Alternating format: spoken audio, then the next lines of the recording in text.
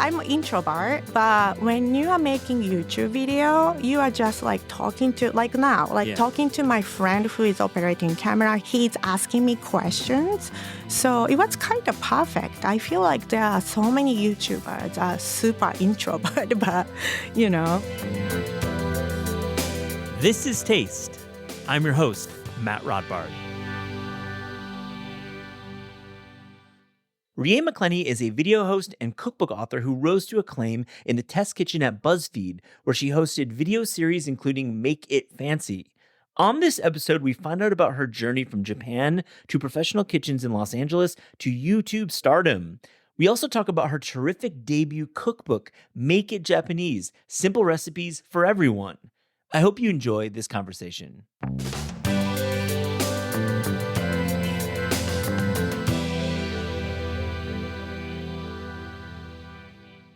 Rie McClenny, welcome to This is Taste. So cool to meet you. Thank you so much for having me. I love what you do. I'm a huge fan. Since the BuzzFeed days, I remember watching your videos and being like, wow, you have such a skill. You're so good at explaining technique, Japanese technique, or just any technique to all audiences. Oh, thank you so much. It's kind of interesting to hear because, English is not my first language. So it's very interesting people say that, but I fortunately heard that often. Yeah. I think since, I don't speak English as a native tongue, I feel like I have very straightforward way of explaining. Yeah. Maybe that's why. Yeah, it's a great point. And also, you're very skilled at cooking. You've worked professionally. You've worked at Rustic Canyon with Susan Goen.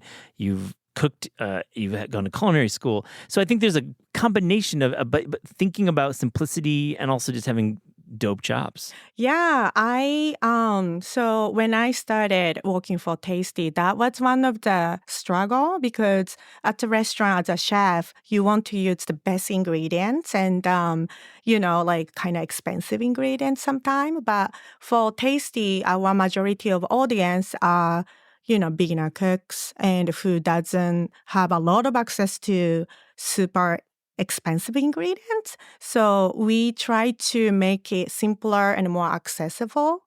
And I feel like that trained me and I think it was a great training. Yeah. Let's talk about New York. You've been in town for a few days. Where have you been going? What's it like? You live in LA. We're going to talk about some of your history, where you cooked, where you worked, but what's New York been like? Okay, so I just arrived 2 days ago. First night, my former boss, I used to work for Corin. It's a knife shop. I shouldn't say knife shop. It's a tableware, Japanese. Oh, we know Corin. Corin is amazing. And you're going to talk about your boss who I've had a meal with who's amazing. Yeah, so Corin is a very special place. Yes. Whenever I talk to somebody who is into food, they immediately know where it is and who, what it is. But when I talk to like my normal friends, non-food friends, they were like, where is that? Like, why is that? It's a great story. So you went out with your old boss? Yeah. So she's very proud of what I've done. Right. What's her name? Let's remind everyone. Saori. Yeah, Saori. Right. She's great. Yeah. Yeah. So she took me to 53. Yeah. It's a Singaporean restaurant. Have you heard? I haven't been yet. No. It's very bougie. Yeah. Right. It was delicious. She also ordered a Dom Perignon. Oh, wow. Popping bottles. Rie's book's out this week, so pop some Dom. I like that. Yeah, we partied. No. Love that. Yeah. Yeah, she's very nice. And Corin really is a place, if you're in New York City and you want to buy a great knife or any Japanese product that you're like a donabe or ceramics or table setting, it's such a good store. You worked there. That's why you know her. Yes. I was there from 2010 to 2014. Wow. Yeah. So you got to know a lot of chefs, I'm sure. Yes, I've seen so many famous chefs. They are, casually walking and hanging around. And I think one of the reasons I went to culinary school is meeting cooks and chefs in Corin because they are so passionate what they do. I also get to visit their restaurant and it was so intense but exciting. So, and one of my friend was visiting Corinne. His name is Max Sussman. Yeah, of course. Yeah. I know Max, yeah. And I was telling him I'm going to culinary school and I want to be a food stylist. And he said, oh, I'm shooting my cookbook.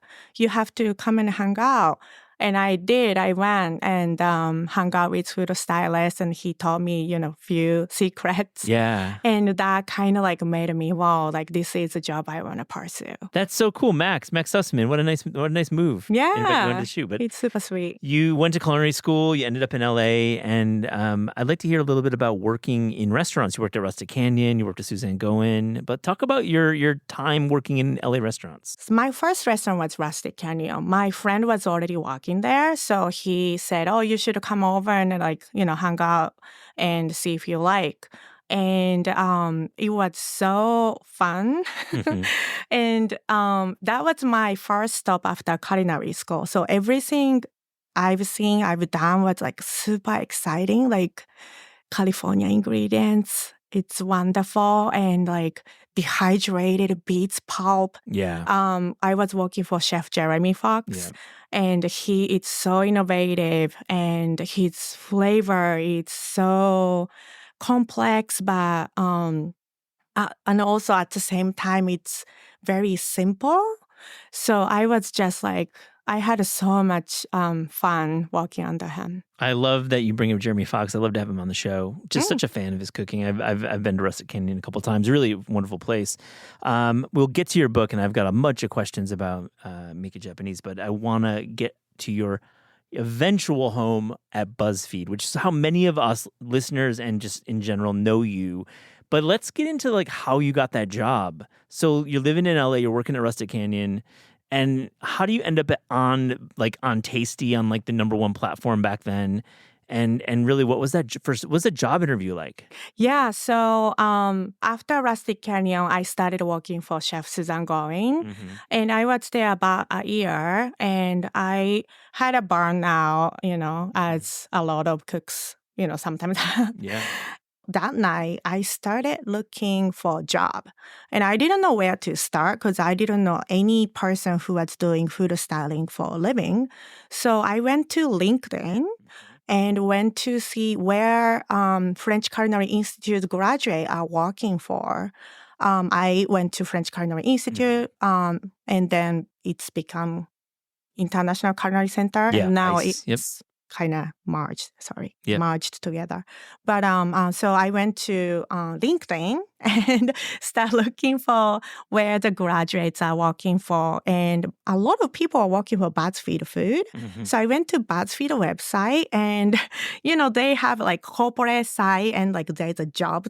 Yeah, jobs tab. Yeah.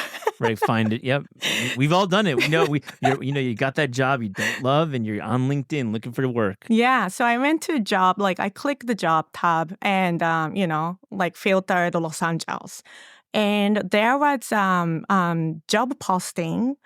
They were looking for somebody Japanese or who can speak Japanese fluently and who also speak English, and who has cooking experience and graduated culinary school. I wonder who that person might be. Right? So like I thought, oh my God, like they're looking for me. And I applied and I eventually got the job. Yeah. So the job interview was also interesting. There were 5 people.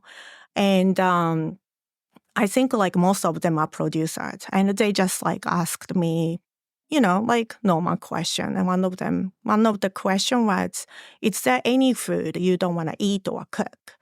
And I said, bugs. You just said out of your head, you're just like bugs. Just no bugs. No bugs, please. And they were like, fair enough. And and then I got the job. Later on, I asked one of my friends who was interviewing me, like, how many people applied? Because I saw there was only me. And she said, actually, there are 2 people, including you, applied, and that person wasn't even Japanese or like doesn't speak Japanese. So basically, they didn't really follow the assignment. It's amazing that you answer this ad, but then you end up on the platform and you're doing your own style of cooking. And let's get into that a little bit. What is your style, Rie? What's it like? Articulate that a little bit. So that job was for Tasty Japan. They were launching Tasty Japan, and they actually didn't have a like 5 days a week job. So they only gave me 3 days a week, and I couldn't, afford myself just working 3 days. Yeah. So I kept my AOC kitchen job. Dang. So I went to Tasty's kitchen doing recipe developing. That position was recipe developer. Oh, okay. So it was more like just figuring out recipes and kind of not on camera. Exactly. So I went to BuzzFeed Test Kitchen from 9 to 2. Hop on the Uber because I couldn't drive that time. I didn't have driver's license. In LA, wow. Yeah. And then I hop on, changed to, chef's clothes and hop on my bicycle and went to AOC and cooking until midnight. And I did that for 3 months. But I thought it was perfect job because recipe developing is something I was very interested in, and also food styling. And then they asked me, are you interested doing production side, like filming and editing? Like if we teach you, are you interested? And I was like, yes. So they taught me like very basic stuff, like how to film, how to edit on Premiere. I never touched DSLR. Wow. So I also didn't want to feel, behind. And this is my dream job. So like I have to grab it and never enjoyed let go. Film. You enjoyed yeah. it. Yeah. So I also took online course like on a Saturday, like weekend, and try to learn as quickly as possible. At that time, we are doing we call top-down video. It's like pots and pans. Hands and pans. Hands and pans, so yeah. Yeah, the hands and pans videos, iconic, invented at BuzzFeed. Exactly. Yeah, so I thought it was perfect because I always have this self-consciousness about my English. I have thick accent. My English is not perfect. So, this is perfect. Just me cooking, my hands. So I was hands and pans producer for like most of the time in BuzzFeed. And then they started filming YouTube style video. And, like how BuzzFeed does, like they just ask coworker, hey, like we are filming this and can you, hop on the camera. Which is kind of their vibe is, and BA kind of followed it too. Is like, let's get like a crew together. Let's say these are like the BuzzFeed Tasty crew. And Rie, you became an iconic star of BuzzFeed food. You were there. You were on camera a lot. Yeah. So first I didn't want to do it because, like there, you read the comments and there's 100 of nice comments, but when you see one negative comment, that's like, sting you. So there was like somebody making fun of my accent. I was like, I'm not like, I'm not built for, like I don't have a thick skin, but I think like my kind of like breakthrough. I don't know. I don't want to say breakthrough. Yeah, breakthrough. I think I know what you're going for. Breakthrough. Yeah. So there is a very popular series called Worth It. So there is 3 producers, Steven, Andrew, and Adam. They go out restaurant. They try same dish but different price point. So like cheapest French fry and a medium, price French fry and the most expensive French fry. And they kind of eat them all and like compare if it's worth it. And they did a Japan episode and I, tag along with them as a translator, but I was on camera. And after that episode was aired, people started recognize me on the street, and it was very strange feeling. I must have been, but then the general population like, we want more Rie. Like we want these videos. So people, as a producer, want me to be on camera against my will. But I'm an introvert. But when you are making YouTube video, you are just like talking to, like now, like talking to my friend who is operating camera. He's asking me questions.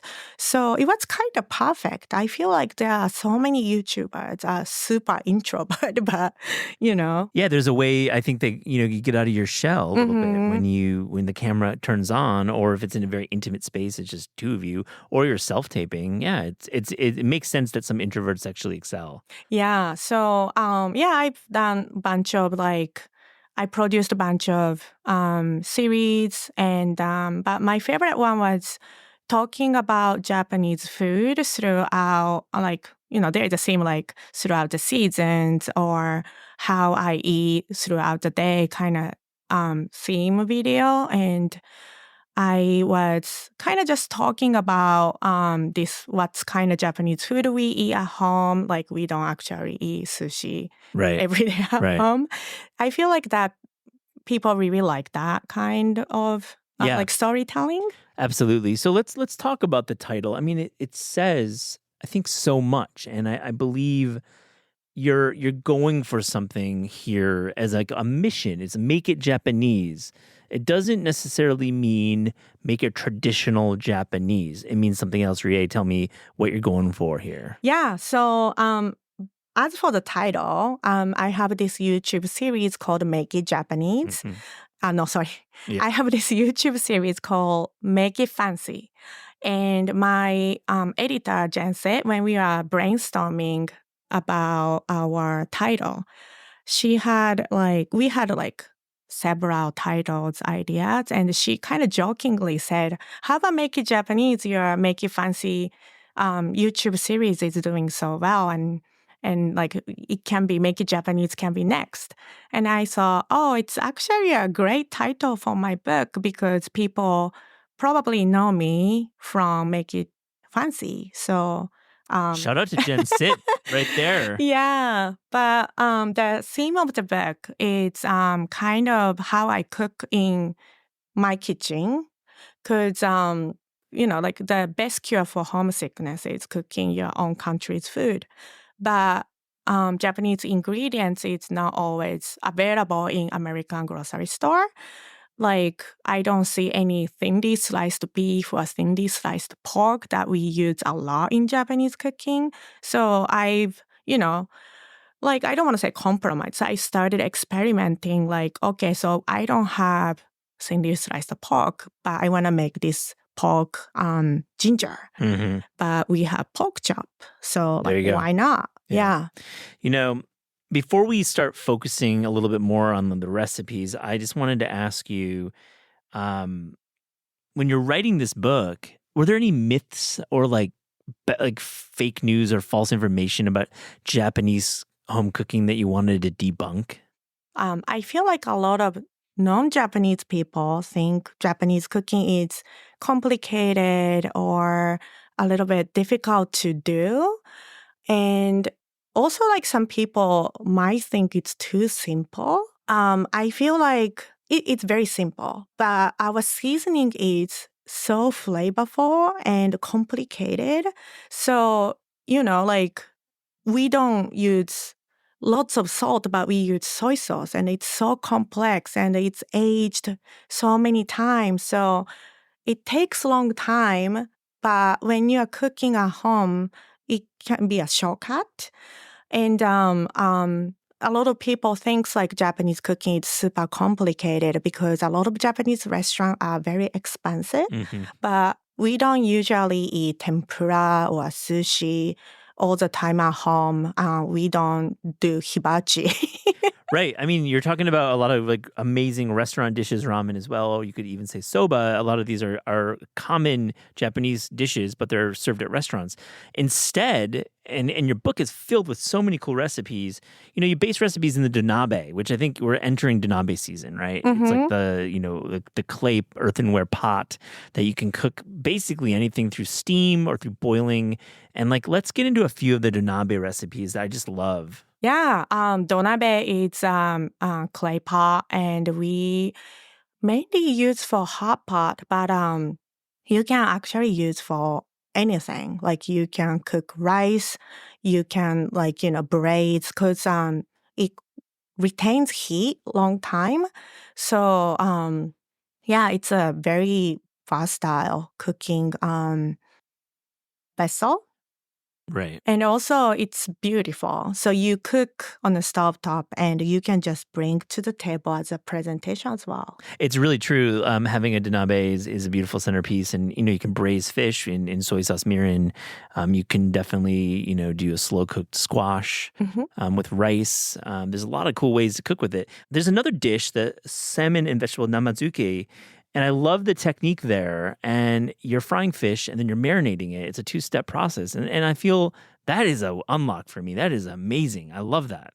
I think this is heavily inspired by Spanish escabeche. Exactly. Yeah. Yep. So there, I think we have a lot of Spanish Portugal influenced dish in Japan because long time ago the missionary people came to Japan for the first time, and namba means South Barbarian. Wow. So yeah, zuke means marinated. Mm-hmm. So I think they are saying South Barbarian is Spanish. Yeah, the Spanish, the people who came, the barbarians from the south, they did this whole thing with marinated fish. But you're pan frying fish, you're marinating it for a few days, and you're serving with vegetables. Yeah, so my mom used to make it, and she used anchovies, and it's tiny fish, and she fry whole and marinated with vinegar, and you wanna kind of marinate overnight at least.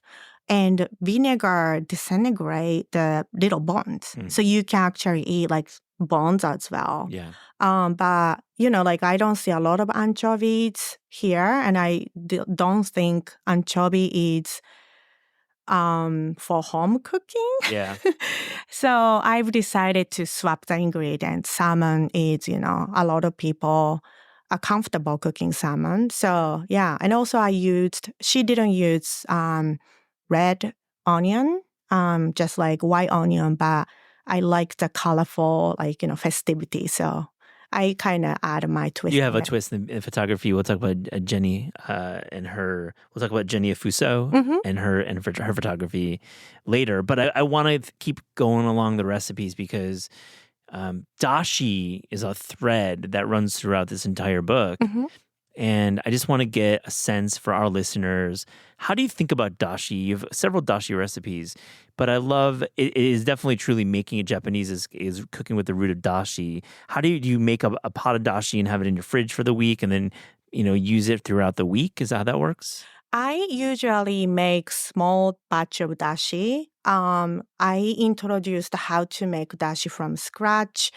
But there is alternative as well. My favorite one is already coming in almost like a tea bag. Yeah, those I love the cheesecloth packets. Yeah, so you can make as little as 6 cups of dashi. So if you want, you can make big batch. But dashi is very important and fundamental of Japanese cuisine, and I feel like I was explaining to somebody, I feel like it's a primer. Like when you paint, you use primer.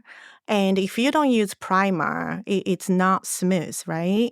So it is not showing on a dish. You don't see dashi in the dish, but it's there and it's kind of very important part of your dish. Absolutely. You walk into any solid to even average Japanese restaurant and you're going to have that wave hit you and it's usually going to be dashi. Right. And that's a really distinct flavor and scent and vibe for a Japanese restaurant. Yeah, and if you don't have time to make, even packaged dashi, we have instant dashi. Yeah. It's granulated powder. The shida, powder. Yeah.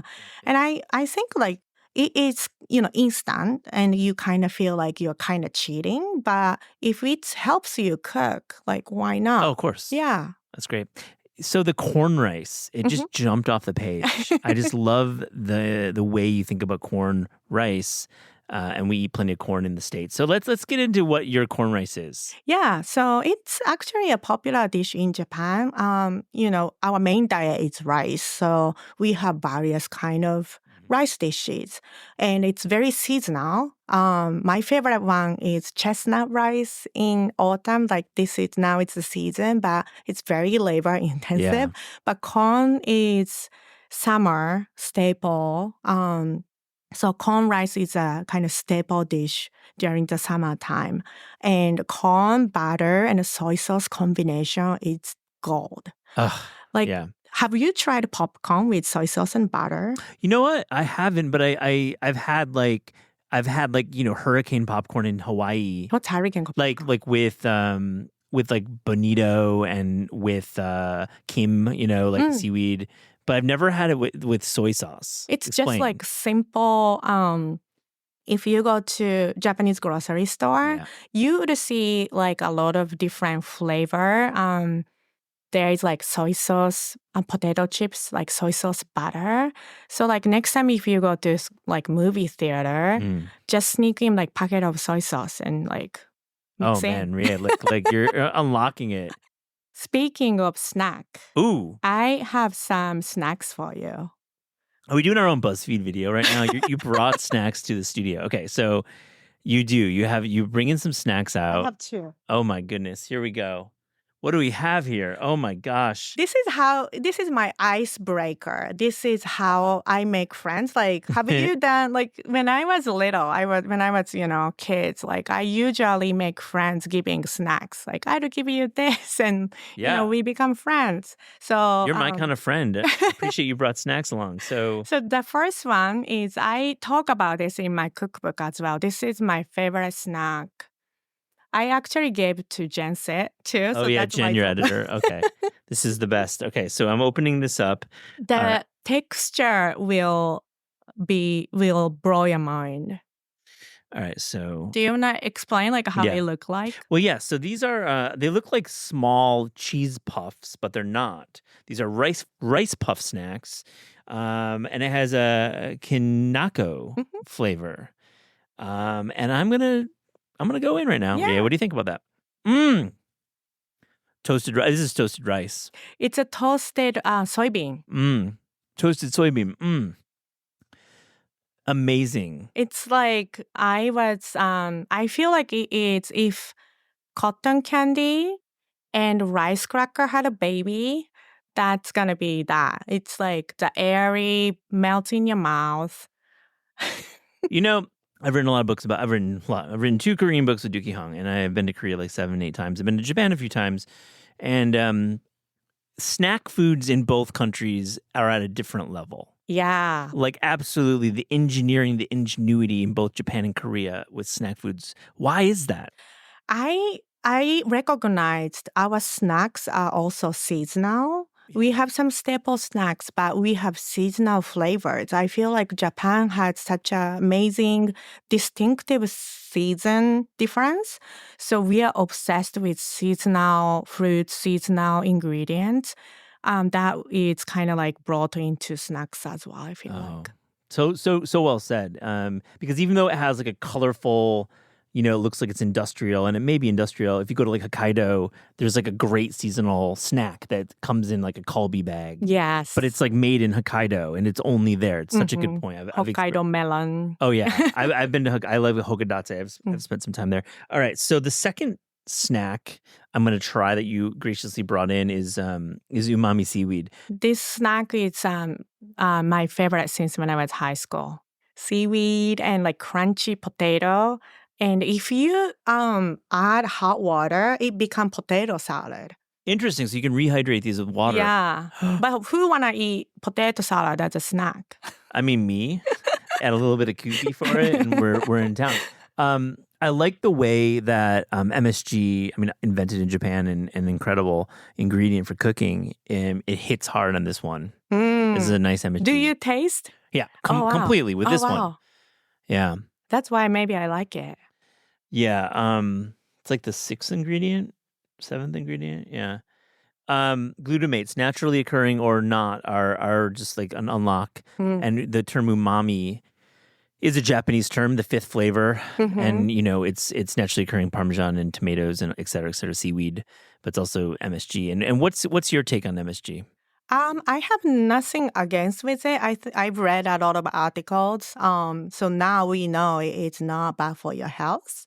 It's something like we had it. Like my mom had a little jar, next to salt and Next to the salt. sugar. Yep. So yeah, I don't have anything against with it. I think the first time I start seeing like no MSG sign was in Australia when I was exchange student. Yeah. So yeah. Speaking of that, you were living in Osaka and you end up in West Virginia. And you write in your book that you ended up in West Virginia because you assumed it was close to New York City. On the map, it's close enough. Maps are interesting objects. So, Rie, let me ask you, honestly, how was your time in West Virginia? I was a exchange student and my first time in the US. I wonder why people, like a lot of other American students, kind of like made fun of me when I said I'm going to West Virginia. But it was a beautiful place. It is. It's beautiful. And I grown up in a suburb. So there was some familiarity and like similarity. Like there is beautiful, especially in fall. But I was living in Osaka. It was such an urban metropolitan city. So it was very different. Did you make a lot of friends when you were living in West Virginia? Did you find it easy? You're a very friendly person, so maybe I would assume it was probably easy. I made lots of friends, Yeah. and I was living in a dorm, but moved to big house and lived with a bunch of international students. Yeah. And we sometimes cook together. There was a Spanish couple making meatballs, and she was adding sugar into tomato sauce. She was saying like American tomato is a little like high in acidity. Yeah, more acidic. Yeah. Yeah, so she wanted to balance it out. And I met, there was a Mexican international student. He made mole. I never had mole before. Amazing. Wow. But I didn't like it. At the first time, I love mole now. But at that time, my mind, he said, I'm using chocolate on my sauce, in my sauce. And I saw, like in my head, it's going to be sweet. And it was not. No. So my brain was so confused and I wasn't into it, but now I love mole. Well, you live in Southern California. That's so you true. got great versions of it. Yeah. Holbox has some great moles there. Now, let me ask you, when you were doing these group dinners, was there a time when you cooked? And what was that? What were you cooking for the group? I have to think about it. So you mean in West Virginia? Or Yeah, in West Virginia, when you were living in this international student house and your roommate made you mole, and the woman added sugar to tomato sauce. What was the Japanese version of that meal? So I wasn't interested in cooking that much. I wanted to be flight attendant. Yeah. So like I didn't think myself as pursuing food industry career.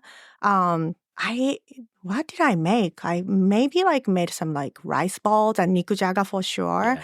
So nikujaga is like very I would say it's my comfort food. It's stewed potato, onion and carrot and meat. And usually it's thinly sliced beef. Mm-hmm. But I couldn't, find thinly sliced beef in West Virginia. Yeah. No H Marts there. No H Mart. Yeah. So I used ground beef as a, compromise. And it works pretty well. So now I put in my cookbook. I like that. I noticed in the book that you talk about the swapping in ground for thinly sliced, but it has the richness of flavor. And really, when you're thinking about these dishes, when it's like long braises, it's fine that you're getting that beefy flavor in there. You're not getting the full cut, but it doesn't quite matter. Mm-hmm. Doesn't. Very smart. So let me ask you about collaborating with Sanai. She's been a guest on This Is Taste and is a novelist, and I would say a really great food writer, but also a writer of fiction. How did you link up with this unique collaborator? So I was looking for co-author, and Jen Sit, my Yeah. editor, she recommended Sanae. She said, "You're gonna be great. Like you guys gonna be great together. But if you'd like to interview more people, I can give you some list." And I wanted to work with Japanese person or Asian person or like somebody who is very familiar with Japanese cooking. And but Sanae and I hit it off immediately. Like I interviewed her, and first I thought she's too cool for me. She wrote a novel, and she's like part Japanese, part French. She speaks like 3 languages, and but my book agent suggested you are going to talk to your co-author every week. So you have to choose somebody you will like to meet every week. So, and it was Sanae. So I, picked her as a co-author. And we become best friend. Like she is amazing. And I was so looking forward to talking to her every week. And I almost jokingly said, I don't want to finish writing this book so I can talk to you every week. No, there's actually, it's real. Like I've had collaborations where I've like been bummed that it's been over. Like it's you spend so much time and emotion writing this book with a collaborator. You form that bond. Yeah, I also like heard, opposite kind of the story. Some people had to like fall apart because, kind of they have misunderstanding or like, but we are like, I'm so fortunate. Like like one of the, I don't know, like the best thing happened to me through this book. It's like meeting her. Yeah.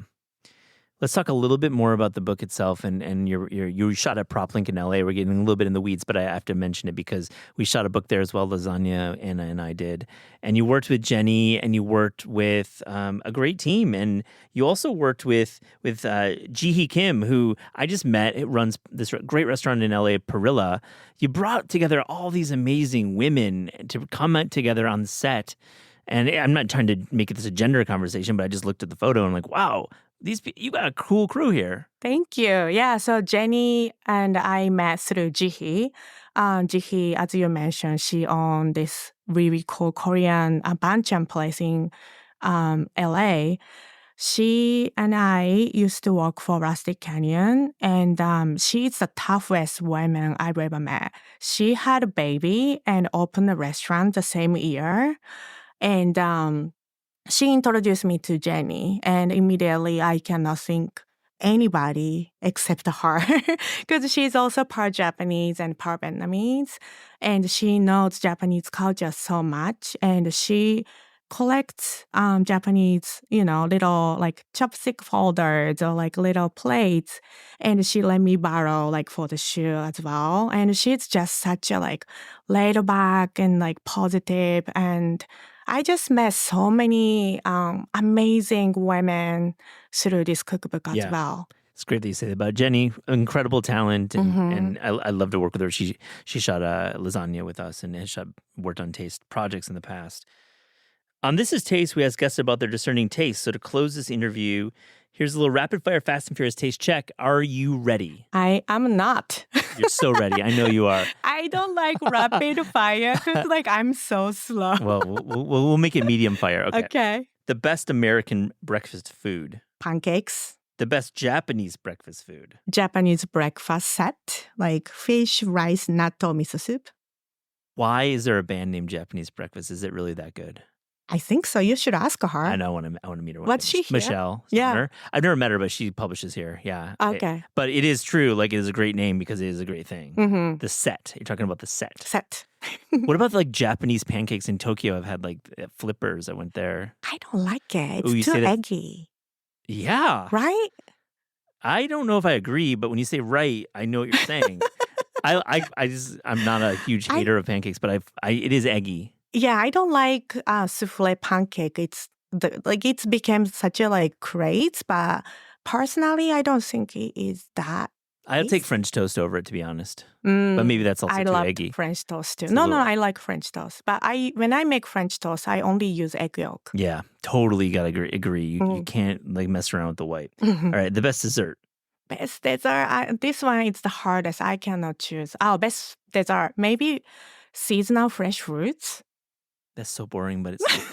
I'm only kidding. Okay, fine. No, Nothing can be like peach in the peak summer, though. agree. And especially at the end of a meal, with all like umami-rich foods, you crave something to like reset and end. And sometimes it's like a really fresh peach, and that's what you need. Or it's like chocolate ice cream or whatever. But it's why you, after a great meal like omakase or even a couple rolls, you're like craving something to finish. Yeah, it's just like fruits is a gift from the earth. I love that. Okay, a few more. Your favorite American fast food chain? Jollibee counts? Yeah, Is it Filipino? It's Filipino, but I think it's enough here that does count. Okay, Jollibee. Jollibee, okay. Your favorite cookbook of all time? I have so many cookbooks, so I cannot choose one. But the one I use the most is 420 Blackbird's Pie Book. Oh my gosh! I call it Pie Bowl. My Pie Bowl. That's so great. I used to live in Carroll Garden, and they opened Goanna's location, the first location. Is it still there? It is still there. I used to live in Carroll Gardens myself. Oh my god! Yeah, I was on First Place. How about you? I was on I was on Douglas Street. Cool. So yeah, 420 is still open. What a book. Yeah. So I used to go there every single weekend after they open, and I had a pie and like tea. My friend eventually became a pie maker there. Oh. And she gifted me that book. Your favorite recent cookbook discovery? Chili Crisp by James. James Park, Jamesy. I love him. He's the best. My buddy. He's my buddy too, and honestly, his story about being an exchange student from Korea and ending up in Alabama. Yep, we we were internet friends for a long time, and we met first time in LA when he was touring, and we kind of bonded together about like there are so many Asian Americans here, but we are immigrants. Yeah. So we kind of bonded how like difficulty of like visa, green card situation. The visa, the immigration status, and the process is. It's James is great. Such a good call. Yes. Your favorite vegetable?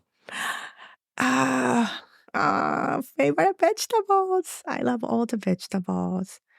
Oh, when I see eggplant in the menu, I definitely order. So I must say eggplant. It's one of those vegetables, obviously, it's throughout the world, but in Japan, amazing. Yeah. Because you add mirin soy sauce, sugar. Sometimes miso. And sometimes miso. And wow, it's a new thing, new day. Last one, your favorite sandwich? Any kind of sandwich. Do you think hamburger is like hot dog sandwich? Absolutely not. Absolutely not. Absolutely not. Those are not sandwiches, but that's okay. I love fruit sundae. Yes. Japanese, like shokupan, like white bread, whipped cream, and fruits. There's nothing like a fruit sando. Yeah. Are you going to get it like 7-Eleven or are you going to get a nice bakery? There's a range. Oh, yeah. I went to Kyoto, I think, and I kind of stumbled upon this coffee shop. They have like seasonal fruit sundae. So they had hoshigaki and a pear. It was so good. Oh my gosh. Yeah. I am now I am now seeking a fruit sando. Rie McClenny, thank you so much for joining This Is Taste. Thank you so much for having me.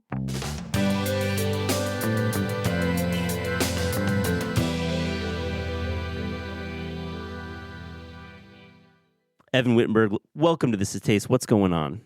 Not a ton. It's yeah. It's great to see you, buddy. I've known you for a minute. You're a good friend of mine, as is your folks, John and Aaron. Yeah. You've also been in the pages of Taste, and I wanted to invite you in. You're 13. How's that? How's that being a 13-year-old these days? It's all right. It's fine. Yeah. I don't have that many strong opinions on it, but I mean, it's okay. It's what it is. Yeah, this is pretty cool, but other than that, I don't really know. Yeah. Well, I wanted to, you've been in the pages of Taste. You interviewed Phil Rosenthal. Yeah, that was like, oh boy, six years ago. Yeah. And I loved that in an interview because you asked such great questions. So I wanted to have you back, and let's like just check in about some things in the world of a 13-year-old. First, are you still a Phil fan? Oh yeah, absolutely. I saw him like a couple years back. I think it was Michael Solomonov interviewing him in Philly. Oh right. That was pretty cool. I haven't seen like whatever the latest season is. Yeah. But I saw like the last few since I interviewed him. I mean, they've still been good. There's no reason why I haven't stopped watching them. I just haven't found the time. It's all good. You got stuff going on, and somebody feed Phil. It's on always. You can always catch up on episodes. So oh yeah. Since that interview you did with Phil, you'd kind of asked him to come to Philadelphia, and he did eventually. What's your assessment of him visiting your hometown? I thought that was a great episode. I thought it was really good. There were a few restaurants I think he should have gone to. Sure. And I might bring them up in the question about places in Philly. But I thought it was a pretty great episode, especially that guy he talked to in his garden. Yeah. I forget what he was called, but he was really cool. I liked his like backyard setup. Oh my gosh, I love that scene. He was like making this incredible brunch on his grill. I was like, this guy, I want to know this guy. And the shot of him running up the staircase, the art museum, that was pretty fun. Oh, that's funny. Yeah. Phil Rosenthal. We're all fans. I'm glad to hear that you've moved on from Phil because I love Phil Rosenthal. All right. A big reason I wanted to have you on a 13-year-old on the show is like I wanted to get a sense of what folks in your age range. Are you like into food at that age? Like you and your peers? I don't know about my peers. I really like to cook personally, but other than that, I don't know. I mean, I like food a lot. I have a few friends that make cakes a lot. Oh, really? That's like they're more bakers than cooking dinner. That's cool. I mean, yeah. What about like food media, like YouTube? I would imagine Twitch, perhaps live stream. TikTok. Are there any like are you and your friends talking about food stuff at all? Not really that much. But in terms of food media, I do love Phil and Babish, that guy. I think you talked to him once. Yeah. That was pretty cool. I like him. And the little series they have besides that, Anime with Alvin, those are both really cool. Oh, definitely. And that's a good show. Yeah, but other than that, I don't really watch. Oh, I love Great British Bake Off. Let's go there. I like that. So you're that's on Netflix, right? You're watching that show. Yeah. Why do you like it? Mostly just for background noise, although sometimes the ones where they bring comedians on are cool. The one with James Acaster, I really like that whole run of episodes when he was on. I haven't watched the show personally. I'm no judge. I'm not trying to be snarky. It's a good show, but it's cool that you're into that. What about cooking? Like you mentioned, your friends make cakes. Are you guys like? Are you talking about recipes at all? Are you reading any cookbooks? I mean, you guys read a lot of different things. Oh, no, I'm more of a breakfast guy. I'm fine at lunch and dinner. I'm, like, competent with those, but I prefer, like, breakfast stuff. Like, making breakfast. So what's on your list of breakfast foods that you're making? I'd say French toast I'm pretty solid at, and apparently scrambled eggs, because I make that for dinner a lot for my parents. But mostly breakfast, although I think you can't do breakfast for dinner. I disagree hard. I'm going to say, buddy, I actually like breakfast for dinner, but I like you're in your lane. Appreciate no, I love breakfast for dinner. Oh, sorry. Okay, we agree. Okay, good. Yeah. So let's talk about making eggs, scrambled eggs. What's your technique? Let's go there. Mostly just mixed eggs. I'm not aware of another technique there is good. I've seen people who add either milk or water. Yes. And I know some person who adds milk. And I tried it once and it's too runny. It makes it really, really runny. It's true. So it's the same with omelets. I know. Too much milk, and then if you're doing a folded omelet, it's too much. I like adding milk to scrambled eggs personally. Huh. I prefer really cooked scrambled eggs and omelets because I'm not that much of an egg person because I don't really like egg yolk as a texture, like at all. Like yeah, the type like sunny side up eggs I can't do.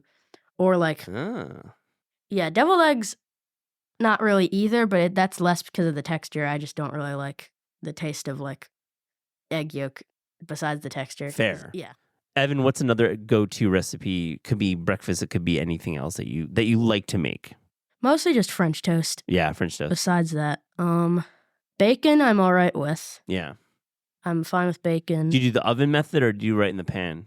Pan usually. I've never used an oven for it, but like other than that, I've only been taught to use the pan because I've only made it like 5 times each with other people. I see people using the sheet pan in the oven, but I don't subscribe to that either. I'm with you.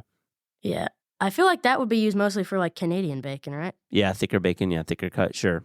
Okay, we're going to talk about Philly now. It's your hometown, Philadelphia. Great food city. Absolutely. A little underrated, actually. Let's go over some of your favorite places to go out in Philadelphia where you live or just like in general. Wawa. First of all, definitely Wawa. Okay.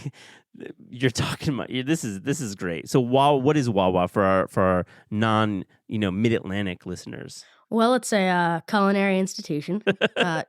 Certainly probably best restaurant of all time, I'd have to say. Fair enough. Mm-hmm. Wait, it rivals Sheetz? We always have our Sheetz Wawa. Oh, yeah. Are you kidding me? It's better Absolutely. than Sheetz. Okay. Oh, my God. By so far. This hurts. I'm sorry. I'm alienating probably a lot of your audience. But, I like a Sheetz. Yeah. It's like second place to Wawa, which feels really mean. But all right. So what do you order at Wawa? Let's go there. All right. Meatball hoagie. Yeah. Just meatball hoagie. No cheese. Just meatballs. Probably Pringles usually. Yeah. I don't know. I don't usually get much more than that. That's but fair. It's a good order. They have pizza. I've heard. Not a glowing review. No, I've heard many different opinions on it. Okay. I haven't had their burger yet. I assume it's incredible because it's Wawa. Very cool. Same with their chicken sandwich. I have had the chicken sandwich. The chicken sandwich was really good. Mm-hmm. But other than that, I don't really know anything besides the meatball hoagie. For our listeners, by the way, a hoagie is a sandwich. I'm just like translating. Some of our listeners are from like maybe Oregon or Canada or London. They're like, what is a hoagie? It's what people call subs. Submarine sandwiches, yeah. It's like a Subway, but we call them hoagies in the Mid-Atlantic East Coast. Some people call them grinders. That just seems terrible. Definitely grind. I grew up in West Michigan, and we had a grinder place called Mancino's. We're Team Grinder. That's insane. I'm sorry.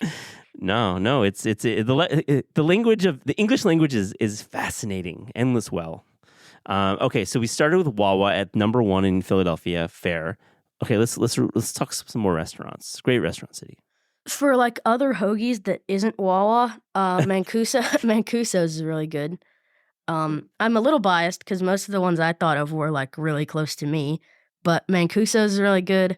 They have a really good turkey hoagie, and you can just add on whatever you want. Definitely. That place is pretty great. There's a bagel place called Need that I've been going to with my dad. Need's cool. Oh, yeah. Every Saturday since like 2014. Need's a cool place. I love that. It's Southside. Yeah. Yeah, they had a 9th anniversary thing, and they had it sounds really weird. It was like a birthday cake bagel. Oh, fun. Except it didn't taste bad like birthday cake ice cream. I mean, it had they had a cream cheese frosting with like bits of the like birthday cake crumble in it. And then they had a bagel that they had like some sort of Nutella-y stuff in the batter and some sort of crumbly stuff that they put in. That was really good. But, I mean, they only had that for one day, but they have mostly a really good selection. For bagels, there's another place called Vanilla that's really good. They have a really good cheddar bagel. You heard it here, bagels are not only a New York City thing. Philly's doing an okay job. Yeah, absolutely. What about restaurants? Like, dine-in establishments. Do you have any favorites? Let's see. There's a great Mexican place called Los Caballitos that I'm pretty close to. Los Caballitos Cantina.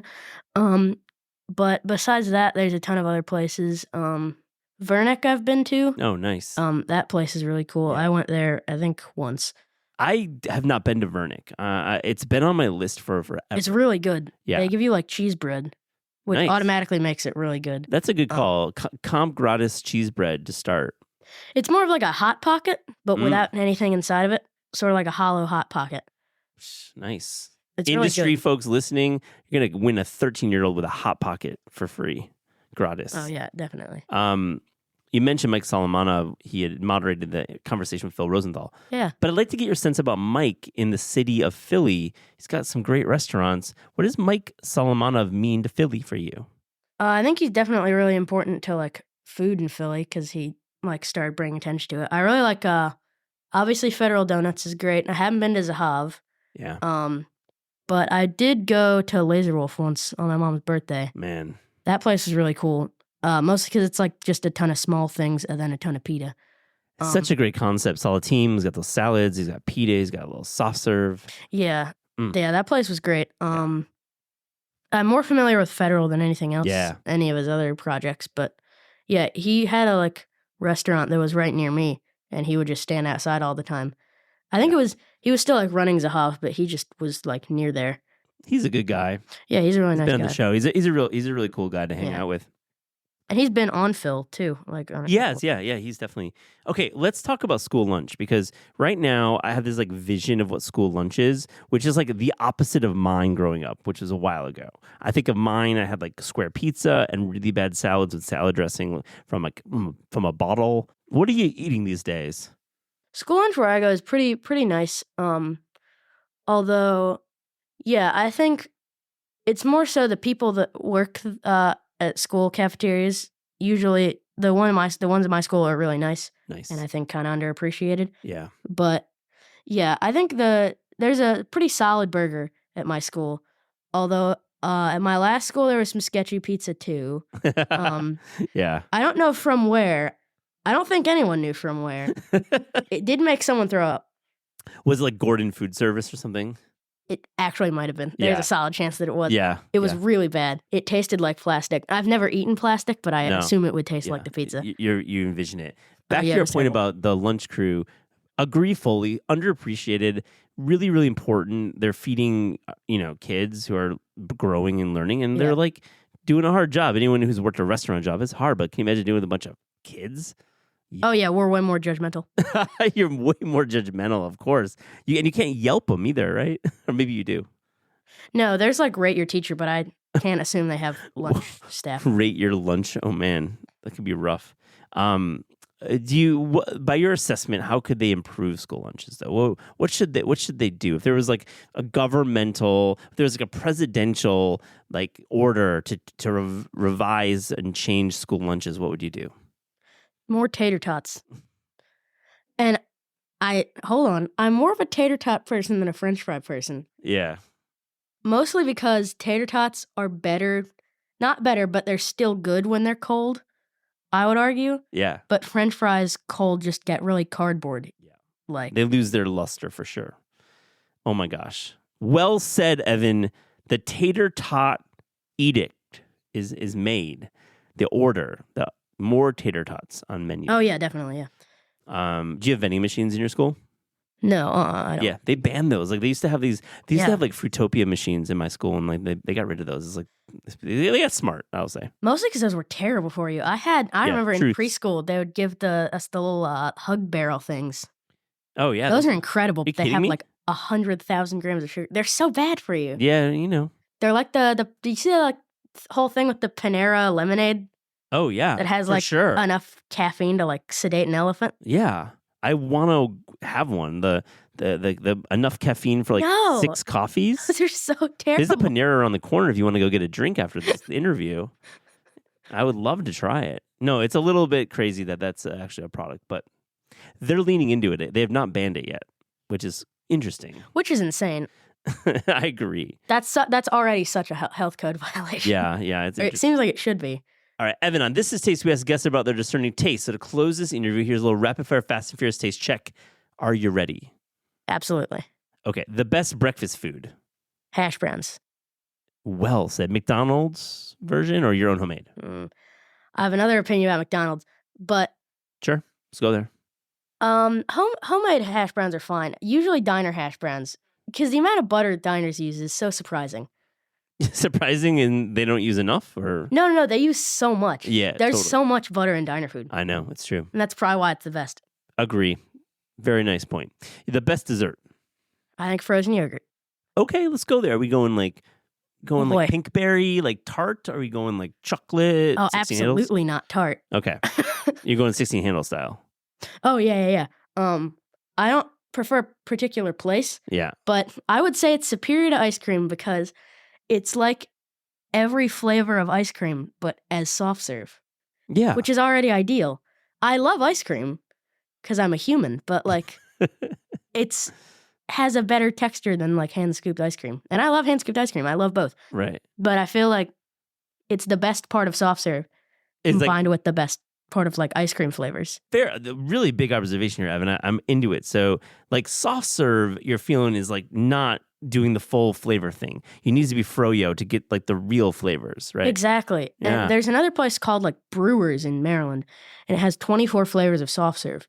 And they have like a coffee soft serve that's like some of my favorite ice cream. But I think that, along with being able to make it yourself, is kind of a bonus.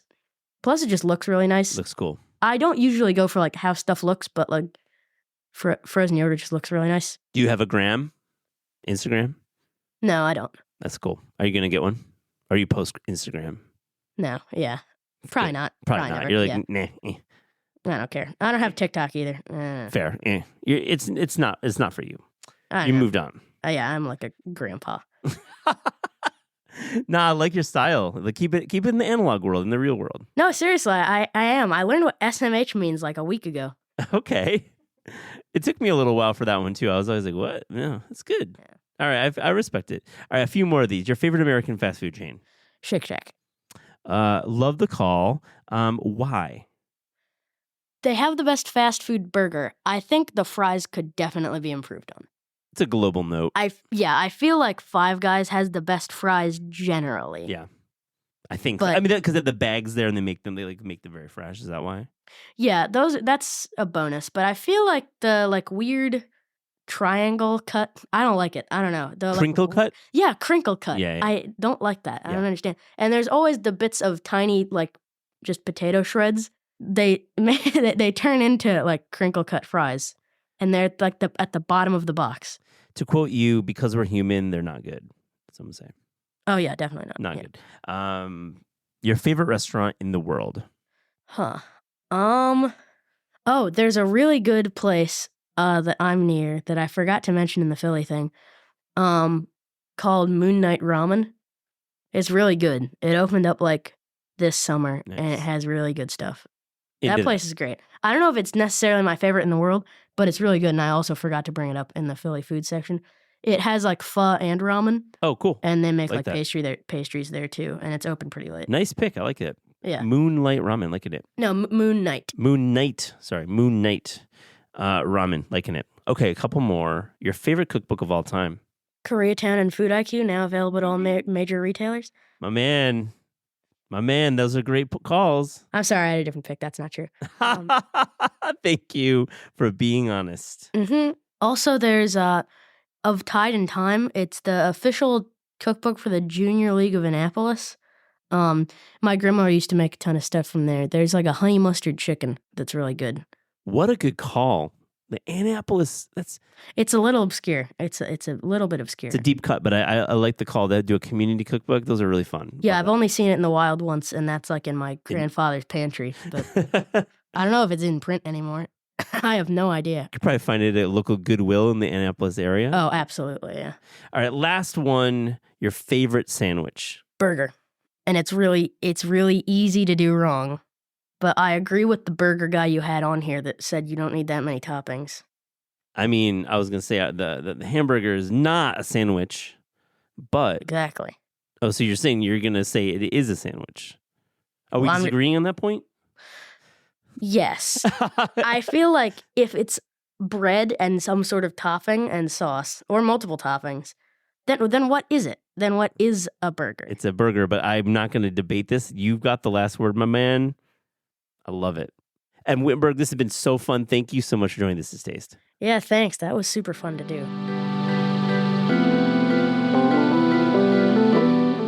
This is Taste is hosted by Eliza Abarbanel and me, Matt Rodbar. The show is produced by Shalia Harris and Pat Stango and edited by Clayton Gumbert. Theme music by Steve Rydell. Visit Taste online at tastecooking.com and make sure to subscribe to our newsletter for updates on all cool things that are happening.